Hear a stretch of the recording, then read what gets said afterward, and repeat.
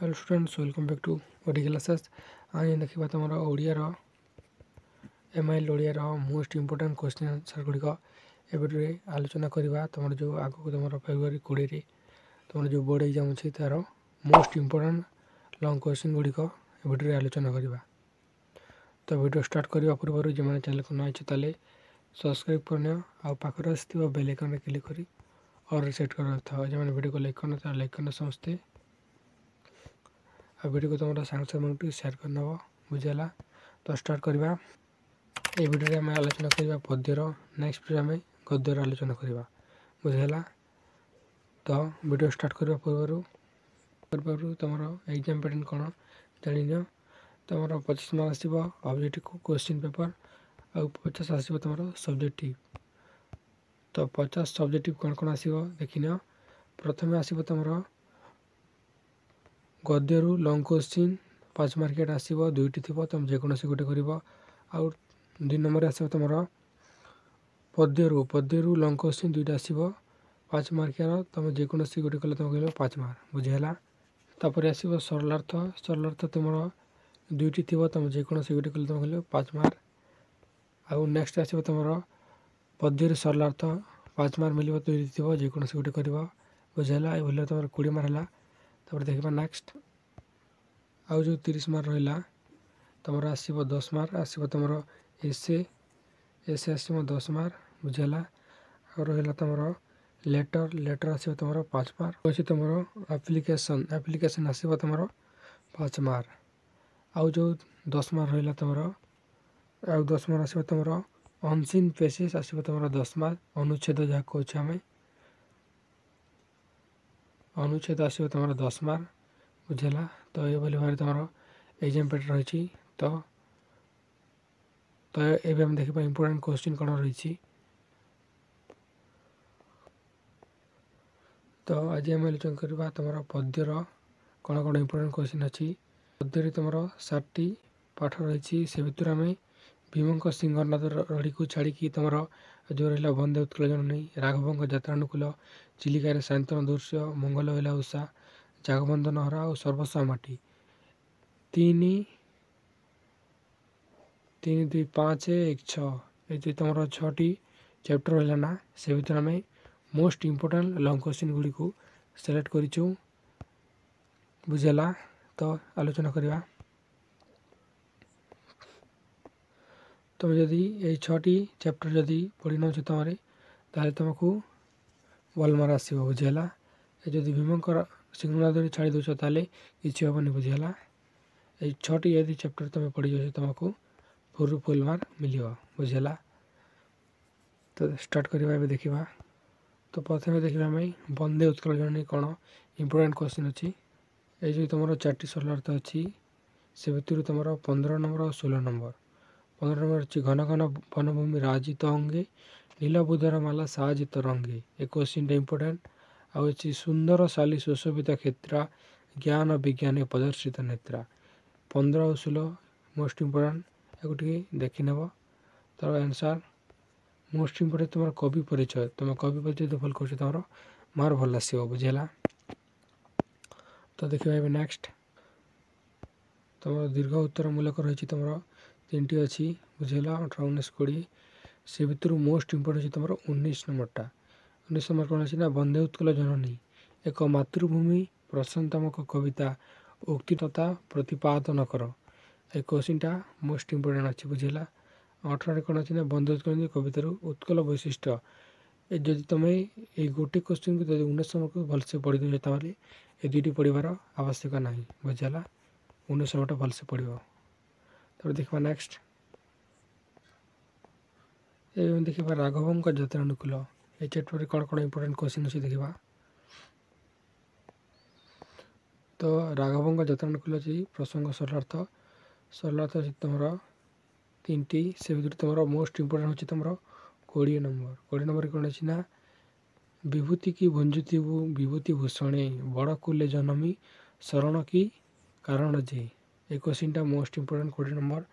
तापर अच्छी तुम 21 नंबर बाजी थे चूर्णवा पाताले भजिजीव बिंद भानु तोषी हेले बंचाई दईब जे। ये 2टी क्वेश्चन मोस्ट इंपोर्टेंट देखी नब ବୁଝିହେଲା। ତାପରେ ରହିଛି ଦୀର୍ଘ ଉତ୍ତରମୂଳକ 22, 23, 24 ତିନିଟି ଦୀର୍ଘ ଉତ୍ତରମୂଳକ ଅଛି। ସେ ଭିତରୁ ତୁମର ମୋଷ୍ଟ ଇମ୍ପୋର୍ଟାଣ୍ଟ ଅଛି ତୁମର କ'ଣ ନା 22 ନମ୍ବର ଲଙ୍କା ଯାତ୍ରା ନିମନ୍ତେ ରାଘବଙ୍କ ପ୍ରୟାସ ବର୍ଣ୍ଣନା କର।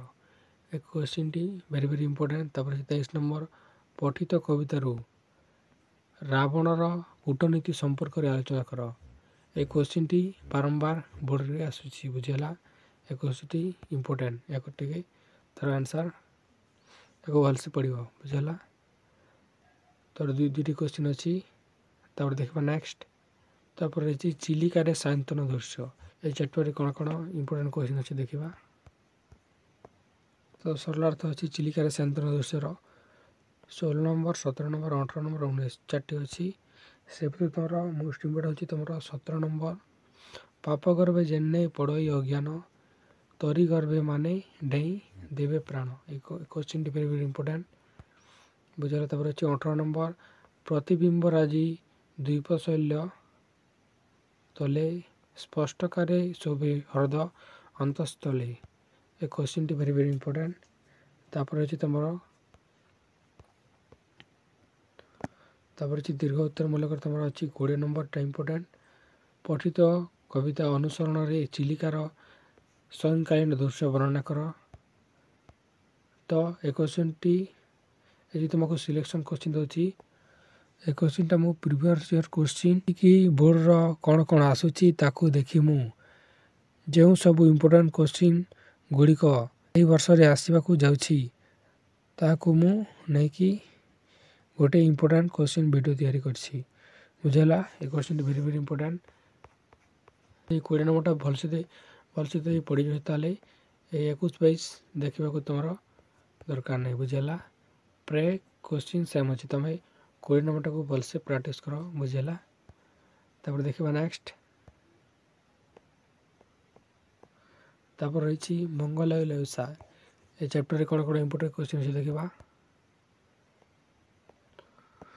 ତ ମଙ୍ଗଲାୟ ଉଲ୍ଲାସରେ ତୁମର 4ଟି ସରଳାର୍ଥ ଅଛି। ସେ ଭିତରୁ ତୁମର ତ ଦେଖିବାକୁ ଗଲେ 4ଟି ଇମ୍ପୋର୍ଟାଣ୍ଟ ଅଛି। ସେଥି ଭିତରୁ ତୁମକୁ ମୁଁ ସିଲେକ୍ସନ୍ କ୍ୱେଶ୍ଚିନ୍ ଦେଉଛି ତୁମର 35 ନମ୍ବରଟା ଭେରି ଭେରି ଇମ୍ପୋର୍ଟାଣ୍ଟ। ଦେବା ପାଇଁ ନବଜୀବନ ସ୍ୱର୍ଗକୁ ଓହ୍ଲାଇଛନ୍ତି କି ମର୍ତ୍ତ୍ୟ ଭୁବନ। ଏ କ୍ୱେଶ୍ଚିନ୍ଟି ଭେରି ଭେରି ଇମ୍ପୋର୍ଟାଣ୍ଟ। ତାପରେ ଅଛି ତୁମର 36 ନମ୍ବର ବୈକୁଣ୍ଠେ ଦେଇ ତୃପ୍ତି ଅନନ୍ତ ସ୍ମୃତି କି ଗତି ବିହିଲା କି ସରସ୍ୱତୀ ବୀଣା ଝଙ୍କାରା। ଏ କ୍ୱେଶ୍ଚିନ୍ଟି ଭେରି ଭେରି ଇମ୍ପୋର୍ଟାଣ୍ଟ। ତାପରେ ଅଛି ତୁମର 29 ନମ୍ବର ଶୁଭ୍ର ସୌର ରବ ରସିକେ ଶୁଭ ସମ୍ପାଦିନୀ ହୁଅ ରଘୁବଂଶିକେ। ଏ କ୍ୱେଶ୍ଚିନ୍ଟା ବି ଇମ୍ପୋର୍ଟାଣ୍ଟ। ଯଦି ପାରୁଛ ତାହେଲେ ଏ କ୍ୱେଶ୍ଚିନ୍ଟାକୁ ଦେଖିନେବ। ଯଦି ପାରୁନ ତାହେଲେ ଦେଖିନେବ। ଯଦି ପାରିବନି ତାହେଲେ ନ ପଢ଼ିଲେ ବି ଚଳିବ, କିନ୍ତୁ ଦେଖିନେଇଥିବ ଏ କ୍ୱେଶ୍ଚିନ୍ଟା। ବୁଝିହେଲା। ତାପରେ ଅଛି ଦୀର୍ଘ ଉତ୍ତରମୂଳକ 4ଟି ଅଛି ଦୀର୍ଘ ଉତ୍ତରମୂଳକ। ତୁମର ମୋଷ୍ଟ ଇମ୍ପୋର୍ଟାଣ୍ଟ ଅଛି 39 ଆଉ 40 ନମ୍ବର ପଠିତ କବିତା ଅନୁସରଣରେ ବାଲ୍ମୀକି ଆଶ୍ରମରେ ପ୍ରଭାତକାଳୀନ ପ୍ରାକୃତିକ ସୌନ୍ଦର୍ଯ୍ୟ ବର୍ଣ୍ଣନା କର। ଏ କ୍ୱେଶ୍ଚିନ୍ଟା ଭେରି ଭେରି ଇମ୍ପୋର୍ଟାଣ୍ଟ। ଦେଖିନେବ। ବୁଝିହେଲା। ତାପରେ 40 ନମ୍ବର ଆଶ୍ରମରେ ସତୀ ସୀତାଙ୍କୁ ଉଷା କିପରି ସ୍ୱାଗତ ଜଣାଇଛନ୍ତି। ଏ କ୍ୱେଶ୍ଚିନ୍ଟି ଇମ୍ପୋର୍ଟାଣ୍ଟ। ଦେଖିନେଇଥିବ। ତାପରେ ଦେଖିବା ନେକ୍ସଟ ଚ୍ୟାପ୍ଟର। ତାପରେ ଆମେ ଦେଖିବା ଜାଗବନ୍ଧନରେ କ'ଣ କ'ଣ ଇମ୍ପୋର୍ଟାଣ୍ଟ କ୍ୱେଶ୍ଚିନ୍ ଅଛି। ତା ପୂର୍ବରୁ ଯେମାନେ ଚ୍ୟାନେଲକୁ ସବସ୍କ୍ରାଇବ୍ କରିନଥିଲେ ସବସ୍କ୍ରାଇବ୍ କରିନିଅ। ଆଉ ପାଖରେ ଆସିଥିବା ବେଲ୍ ଆଇକନ୍ରେ କ୍ଲିକ୍ କରି ଅଲ୍ ରିସେଟ୍ କରିଥାଅ। କାହିଁକିନା ଏ ଚ୍ୟାନେଲ୍ ତୁମକୁ ଏମିତି ଅନ୍ୟ ଚ୍ୟାପ୍ଟର ବି ମଧ୍ୟ ସିଲେକ୍ସନ୍ କ୍ୱେଶ୍ଚିନ୍ ବହୁତ ଜଲ୍ଦି ଅପଲୋଡ଼ ହେଉଛି। ସେଥିପାଇଁ ସମସ୍ତେ ଚ୍ୟାନେଲକୁ ସବସ୍କ୍ରାଇବ୍ କରିକି ରଖିଥାଅ। ବୁଝିହେଲା। ତ ଜାଗବନ୍ଧନ ସରଳାର୍ଥ ଅଛି ତୁମର 3ଟି ସରଳାର୍ଥ ଅଛି। ସେ ଭିତରେ ତୁମର ମୋଷ୍ଟ ଇମ୍ପୋର୍ଟାଣ୍ଟ ହେଉଛି ତୁମର 19 ନମ୍ବରଟା ମରଣ ଦ୍ୱାରେ ଚରଣ ଆରୋପି ଗାଓରେ ଅମର ଗାନ ପୋଛିଦିଅ ଆଜି ମାନବ ଶିର ସୁସଞ୍ଚିତ ଅପମାନ। ଏ କ୍ୱେଶ୍ଚିନ୍ଟା ଭେରି ଭେରି ଇମ୍ପୋର୍ଟାଣ୍ଟ। ବୁଝିହେଲା। ତାପରେ 20 ନମ୍ବର ଭିନ୍ନ କରି ସେ ତ୍ରନ୍ଦା ପରଶ ହସାଉ ଭୁବନ ସାରା। ଏ କ୍ୱେଶ୍ଚିନ୍ଟା ଭେରି ଭେରି ଇମ୍ପୋର୍ଟାଣ୍ଟ। ତାପରେ ତୁମର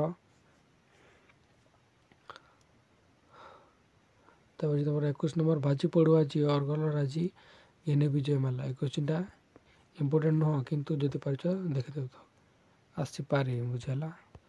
22 ନମ୍ବର ଅଛି ଏକ ସାର୍ଥକ ଉଦ୍ବୋଧନ ଗୀତିକାରୀ ଜାଗବନ୍ଧନର କବିତାର ମର୍ମ ଆଲୋଚନା କର। ଏ କ୍ୱେଶ୍ଚିନ୍ଟା ଭେରି ଭେରି ଇମ୍ପୋର୍ଟାଣ୍ଟ ନୁହଁ। ତ 23 ନମ୍ବରଟା ଇମ୍ପୋର୍ଟାଣ୍ଟ ଅଛି। ନବୀନ ଯୁଗର ତରୁଣମାନଙ୍କୁ ଯୁଗର ଆହ୍ୱାନ ସମ୍ପର୍କରେ କବି କ'ଣ କହିଛନ୍ତି ବିଚାର କର। ତୁମେ ଯଦି ଏ କ୍ୱେଶ୍ଚିନ୍ଟା ଦେଖିଯାଉଛ ତାହେଲେ ଏ କ୍ୱେଶ୍ଚିନ୍କୁ ପଢ଼ିବାର ଆଉ କିଛି ଆବଶ୍ୟକ ନାହିଁ। ବୁଝିଲା? ଯଦି ପାରୁଛ ତାହେଲେ ପଢ଼ିବ। ବୁଝିଗଲା? ତାପରେ 24 ନମ୍ବର ଅଛି ଜଗବନ୍ଧନର କବିତାରେ ବନ୍ଧନ ରାଜିକୁ ଛିନ୍ନ କରିବା ପାଇଁ କବି କ'ଣ ଶୁଣାଇ ଥିବା ଆହ୍ୱାନ ବିଶ୍ଳେଷଣ କରିଛନ୍ତି। ଭେରି ଭେରି ଇମ୍ପୋର୍ଟାଣ୍ଟ କ୍ୱେଶ୍ଚିନ୍ ଦେଖିନଥିବ। ବୁଝିଲା?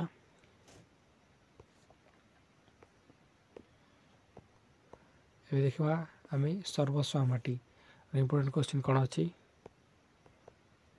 ତ ସର୍ବସ୍ୱ ମାଟିରେ ତୁମର ସରଳାର୍ଥ ଅଛି 3ଟି ସରଳାର୍ଥ ଅଛି। ସେ ଭିତରେ ତୁମର ମୋଷ୍ଟ ଇମ୍ପୋର୍ଟାଣ୍ଟ 16 ନମ୍ବରଟା ଜନ୍ମ କାଲୁ ଯେ ଦେହେ ତ ଆଘାତ କେତେ ନ ଦେଇଛି ମୁହିଁ ନିଜ ଛୁଆ ବୋଲି ସବୁ ଦୋଷ ସିନା କ୍ଷମୀ ଅଛୁ ଏକା ତୁହି। ଏ କ୍ୱେଶ୍ଚିନ୍ଟା ଭେରି ଭେରି ଇମ୍ପୋର୍ଟାଣ୍ଟ 16 ନମ୍ବରଟା। ତାପରେ ଅଛି ତୁମର 18 ନମ୍ବରଟା ଭେରି ଭେରି ଇମ୍ପୋର୍ଟାଣ୍ଟ ତୋର ମୁକତିରେ ମୋର ମୁକତି ମା ତୋର ହସେ ମୋର ହସ ତୋହରି ଅନ୍ତର ଆଶା ଦେଇ ଚଲେ ମୁଁ ଘୋଷି ତୋର ମହାଯଶ।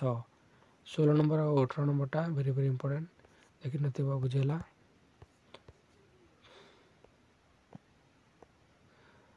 ଆଉ ଦୀର୍ଘ ଉତ୍ତର ମୂଳରେ ତୁମର 20 ନମ୍ବରଟା ଭେରି ଭେରି ଇମ୍ପୋର୍ଟାଣ୍ଟ ମାଟି ସର୍ବସ୍ୱ ଏହାର ଯଥାର୍ଥତା ପ୍ରତିପାଦନ କର। ଯଦି 20 ନମ୍ବରଟା ଦେଖୁଛ ତାହେଲେ ଏ 19 ଆଉ 21 ନମ୍ବରଟା ଦେଖିବାର କିଛି ଆବଶ୍ୟକ ନାହିଁ। ଯଦି ତୁମେ ଏଇ 20 ନମ୍ବରଟାକୁ ଭଲସେ ପଢ଼ି ରହିଛ ପ୍ରାୟ ଆନ୍ସର୍ ପ୍ରାୟ ସେମ୍ ରହିବ। ବୁଝିଲା? ଖାଲି ଟିକେଟ୍ ଡିଫରେନ୍ସ ଅଛି। ବୁଝିଲା? ତ ଏ ଥିଲା ତୁମର ପଦ୍ୟର ସିଲେକ୍ସନ୍ କ୍ୱେଶ୍ଚିନ୍। ଆମେ ନେକ୍ସଟ ଭିଡ଼ିଓ ଗଦ୍ୟର ସିଲେକ୍ସନ୍ କ୍ୱେଶ୍ଚିନ୍ ବହୁତ ଜଲ୍ଦି ଉପରେ ଉଠୁଛି। ସେଥିପାଇଁ ଚ୍ୟାନେଲକୁ ସମସ୍ତେ ସବସ୍କ୍ରାଇବ୍ କରିକି ପାଖରେ ଆସିଥିବା ବେଲ୍ ଆଇକନ୍ରେ କ୍ଲିକ୍ କରି ଅଲ୍ରେ ସେଟ୍ କରିଥାଉ। ବୁଝିଲା? ଯେଉଁମାନେ ଭିଡ଼ିଓକୁ ଲାଇକ୍ କରୁନ ତାହେଲେ ଲାଇକ୍ କରିନ ସମସ୍ତେ। ଆଉ ଭିଡ଼ିଓକୁ ତୁମର ସାଙ୍ଗସାଥିମାନଙ୍କୁ ସମସ୍ତଙ୍କୁ ଭିଡ଼ିଓ ସେୟାର କରିନିଅ। ବୁଝିଲା? କାହିଁକିନା ସେମାନେ ବି ଜାଣିପାରିବେ ସିଲେକ୍ସନ୍ କ୍ୱେଶ୍ଚିନ୍। ତ ଏ ସିଲେକ୍ସନ୍ କ୍ୱେଶ୍ଚିନ୍ଟା ଭେରି ଭେରି ଇମ୍ପୋର୍ଟାଣ୍ଟ କ୍ୱେଶ୍ଚିନ୍। ଦେଖିନେବେ ସମସ୍ତେ। ତୁମର ସାଙ୍ଗସାଥିମାନଙ୍କୁ ଭିଡ଼ିଓ ସେୟାର କରିନେବ। ଯଦି ସବସ୍କ୍ରାଇବ୍ କରିଛ ଆଉ ଡେସ୍କ୍ରିପ୍ସନ୍ ଟେଲିଗ୍ରାମର ଲିଙ୍କ୍ ଅଛି ସେଟା ମଧ୍ୟରେ ଜଣେଇ ଦେବ ସମସ୍ତେ। ସେଠାରେ ତା'ର ଆନ୍ସର୍ଟା ପ୍ରୋଭାଇଡ଼ କରିଦେବି। ବୁଝିଲା? ସମସ୍ତେ ଜଣେଇ ଡେସ୍କ୍ରିପ୍ସନ୍ ଟେଲିଗ୍ରାମ ଲିଙ୍କ୍ ଅଛି। ତ ଭିଡ଼ିଓଟା ଏଣ୍ଡ କରିଛି। ଦେଖା ହେବା ନେକ୍ସଟ ଭିଡ଼ିଓରେ। Thank you.